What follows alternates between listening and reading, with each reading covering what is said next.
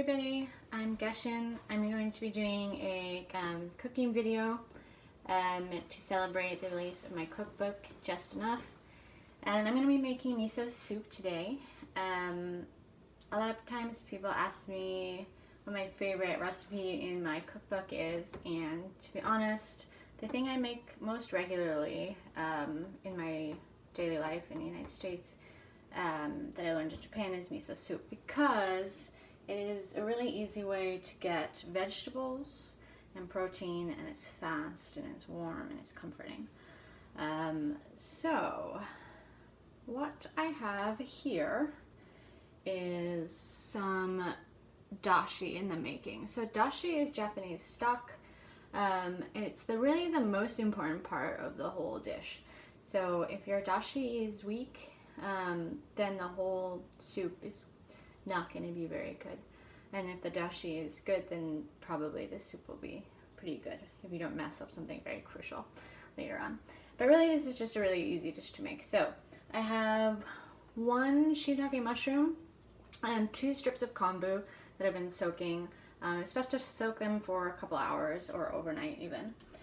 And the traditional way to do this and make a completely vegan broth, because normally this would be made with like fish, but to make a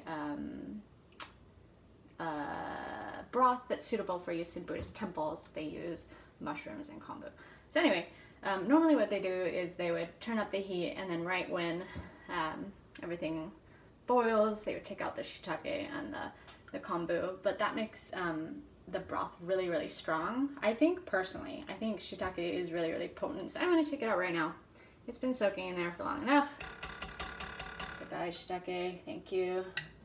Arigatou gozaimasu. So I just have these 2 pieces of kombu in the water. I'm going to turn on the heat.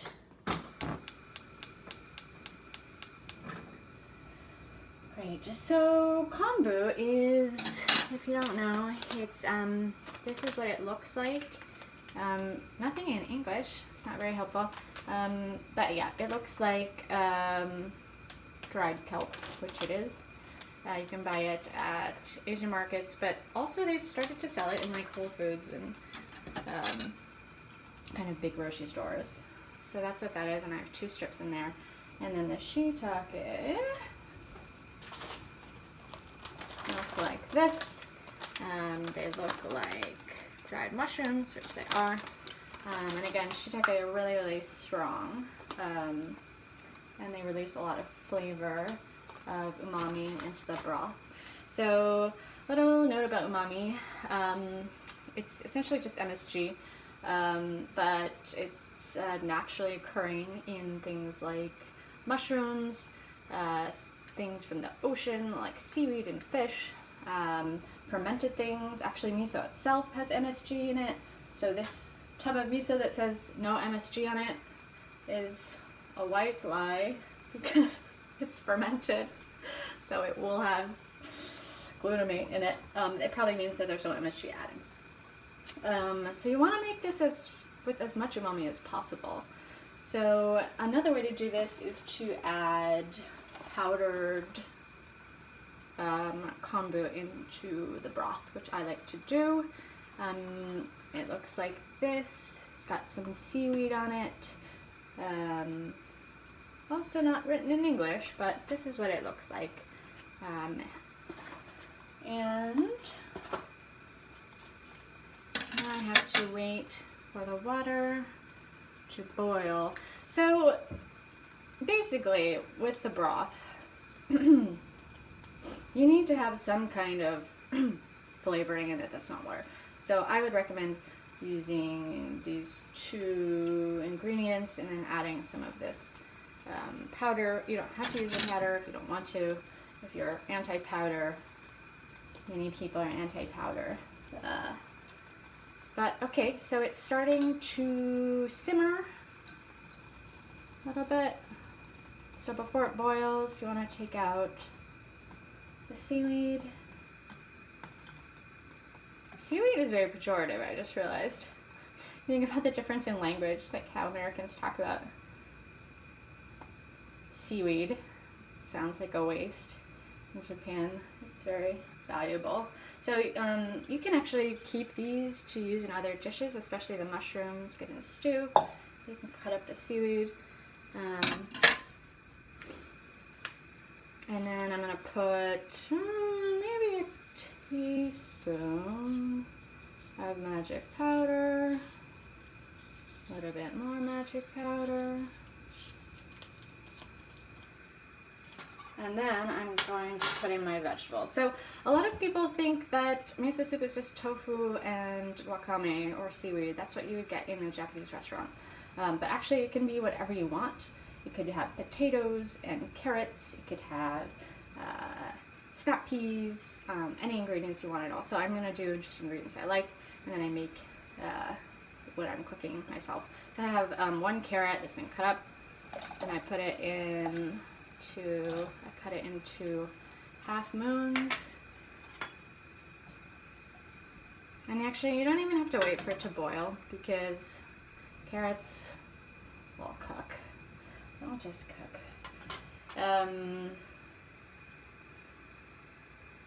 So I don't peel carrots. I think that is kind of a waste of nutrients.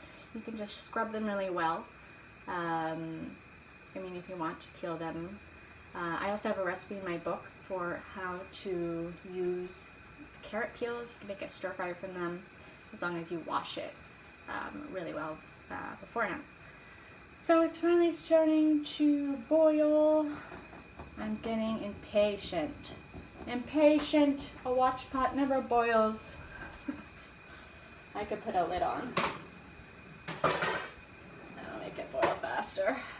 Apparently I'm supposed to be good at patience. I remember one time I was in Japan and I had on all of my nun outfit and a shaved head, and I was in a hotel buffet. For some reason I was staying in a hotel, and I put some toast in the toaster, and I was like eagerly waiting for it to pop up, and this guy, this American businessman, was standing next to me, and he was like, "You're supposed to be good at waiting." And I was like, none fail. Right, okay, so we're boiling now. I'm gonna reduce it so it's not boiling completely. And then, really ideally, the carrots should be cooking for like 5 to 7 minutes or until they're soft. But because I'm shooting this in one take, I'm going to add tofu now. So I have 1/4 of a block of tofu that I've cut into cubes. You can use soft tofu or hard tofu. Actually, traditionally, miso soup is made with soft tofu. A lot of, well, my husband likes harder tofu, so I accidentally bought hard tofu without even meaning to. So that's what's in this. I prefer soft tofu, but either one works, to be honest.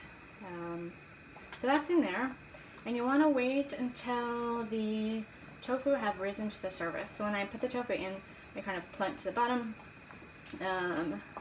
so they're not quite cooked through yet.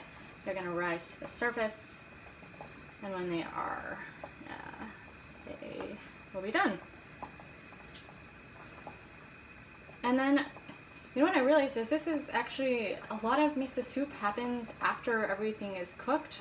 And so when this is cooked through, I'm going to turn off the heat, and then I'm going to just put in the miso and the spinach and the green onions and not even cook it anymore. So, miso. You're going to want to get a tub of miso from somewhere. A lot of Asian markets will make their own. So this is from Nijiya Market, and I'm going to, you're going to want a strainer to strain the miso.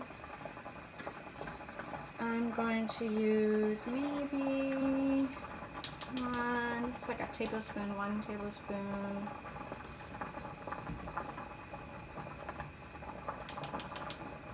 Two tablespoons. 3 tablespoons. I'm gonna try this, and then if it's too strong, I'm gonna add some water in.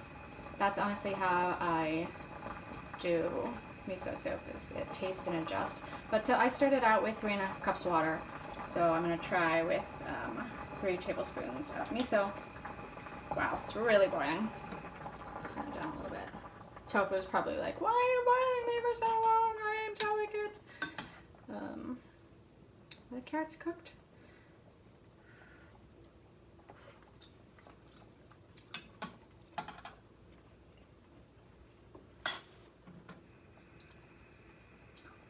All right, great. So what I'm gonna do is turn this off. So when you're gonna put the miso in, you want to turn off the water completely. So it shouldn't boil at all after you put the miso in. So I'm gonna take this, I'm going to put it into the water. I'm going to muddle. I can tell already this is going to be too strong. Going to be too much miso.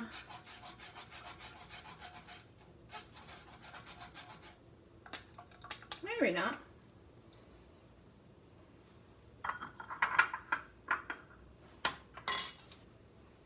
Let's taste.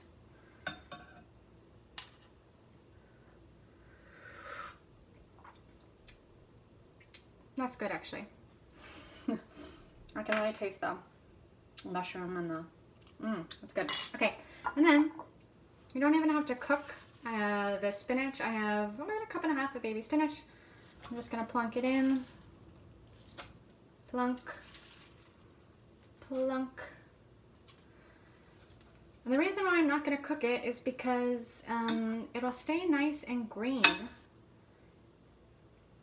this way. And it's so delicate that you don't actually need to cook it at all. And you can use a lot of this because it'll shrink down. Okay, just put it all in.